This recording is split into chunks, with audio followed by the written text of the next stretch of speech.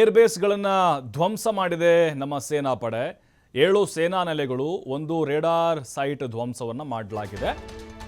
ನೋಡಿ, ಆ ಭಾರತ ಯಾವತ್ತೂ ಕೂಡ ಅಮಾಯಕರು ನಾಗರಿಕರ ಮೇಲೆ ದಾಳಿ ಮಾಡ್ತಾ ಇಲ್ಲ. 8 ಏರ್ಬೇಸ್, ಅದರಲ್ಲಿ 7 ಸೇನಾ ನೆಲೆಗಳಿದ್ದಾವೆ, ಕ್ಯಾಂಪ್ಗಳಿದ್ದಾವೆ ಮತ್ತು 1 ರೇಡಾರ್ ಇದೆ. ರಫಿಕಿ, ಮುರೀದ್, ಚಕ್ಲಾಲಾ, ಚುನಿಯಾ, ಸುಕ್ಕೂರು, ರಹೀಮ್ ಯಾರ್ ಖಾನ್ ಹಾಗೆ ಸಿಯಾಲ್ಕೋಟ್ನಲ್ಲಿ ಧ್ವಂಸ ನಡೆದಿದೆ ಭಾರತೀಯ ಸೇನೆಯಿಂದ. ಪರ್ಸೂರ್ ರೇಡಾರ್ ಸೈಟ್ ಧ್ವಂಸಗೊಳಿಸಿದೆ ಭಾರತೀಯ ಸೇನೆ. ಇವೆಲ್ಲವೂ ಕೂಡ ಈ ಸೇನಾ ನೆಲೆಗಳಿದಾವಲ್ಲ, ಏರ್ಬೇಸು, ಇಲ್ಲಿಂದಲೇ ಅವರು ಮಿಸೈಲ್ ಅಟ್ಯಾಕ್ ಮಾಡ್ತಾ ಇದ್ರು. ನೋಡಿ ಹೆಂಗೆ ಹೊತ್ತು ಉರಿತಾ ಇದ್ದೇವೆ ಅಂಥೇಳಿ. ಅವರು 300, 400, 500ವರೆಗೂ ಡ್ರೋನ್ಗಳನ್ನು ಹಾರಿಬಿಟ್ರು. ಮೊನ್ನೆ ನೈಟೆಲ್ಲ ಹೊಡೆದಾಕಿದ್ವಿ. ಮತ್ತೆ ಬಿಡ್ತಾನೆ ಇದ್ದಾರೆ ಮಿಸೈಲ್ಗಳನ್ನು. ಎಲ್ಲ ಗಾಳಿಯಲ್ಲೇ ಪೀಸ್ ಮಾಡ್ತಿದೆ ನಮ್ಮ ಭಾರತೀಯ ಸೇನೆ. ನೋಡಿ, ಅವರು ತಡೆಯೋಕ್ಕಾಗ್ತಾ ಇಲ್ಲ. ನಮ್ಮ ಭಾರತೀಯ ಸೇನೆಯ ದಾಳಿಯನ್ನು ತಡೆಯುವಲ್ಲಿ ವಿಫಲ ಆಗ್ತಿದ್ದಾರೆ ಅವರು. ನೋಡಿ ಹೆಂಗೆ ಹೊತ್ಕೊಂಡು ಉರಿತಾ ಇದ್ದಾವೆ ಸೇನಾ ಕ್ಯಾಂಪ್ಗಳು. ಭಾರತ ಜಾಣ್ಮೆಯಾದಂಥ ದಾಳಿಯನ್ನು ಮಾಡ್ತಿದೆ. ಯಾಕಂದರೆ ನೋಡಿ, ಅಲ್ಲಿ ಅಮಾಯಕರನ್ನು ಕೊಲ್ಲೋದು, ನಾಗರಿಕರು ಕೊಲ್ಲೋದು ದೊಡ್ಡ ಮಾತಲ್ಲ.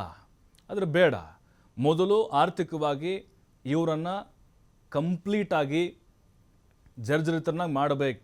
ಅವ್ರ ಸೇನಾ ನೆಲೆಗಳಿದಾವಲ್ಲ, ಅವೆಲ್ಲವನ್ನು ನಾಶ ಮಾಡಿದ್ರೆ ಅವ್ರಿಗೆ ದಾಳಿ ಮಾಡಲಿಕ್ಕೆ ಜಾಗನೇ ಇರೋದಿಲ್ಲ. ಎಲ್ಲಿಂದ ದಾಳಿ ಮಾಡೋಕ್ಕಾಗ್ತಾರೆ ಅವರು? ಏನೋ ಬಾರ್ಡರ್ ಕ್ರಾಸ್ ಮಾಡಿ ಇಂಡಿಯಾ ಒಳಗಡೆ ಬರ್ತಾರಾ? ಸಾಧ್ಯ ಇಲ್ಲ. ಹಾಗಾಗಿ ಈ ಸೇನಾ ಕ್ಯಾಂಪ್ಗಳನ್ನ ಟಾರ್ಗೆಟ್ ಮಾಡಿದರೆ ಅವರ ಶಕ್ತಿಯನ್ನು ನಾವು ಕಡಿಮೆ ಮಾಡ್ದಂಗೆ, ಅದು ನಮ್ಗೆ ಪ್ಲಸ್ ಆಗುತ್ತೆ.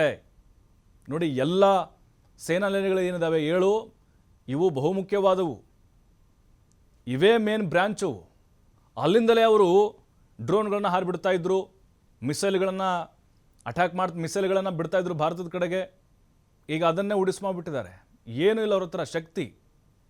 ಇನ್ನೊಂದು 2-3 ಮೇನ್ ಬ್ರಾಂಚ್ಗಳು ಇರ್ಬೋದು ಅಷ್ಟೇ. ಇನ್ನೊಂದು ವಾರದಲ್ಲಿ ಪಾಕಿಸ್ತಾನದ ಎಲ್ಲ ಸೇನಾ ಬಲ ಕುಗ್ಗಿ ಹೋಗುತ್ತೆ.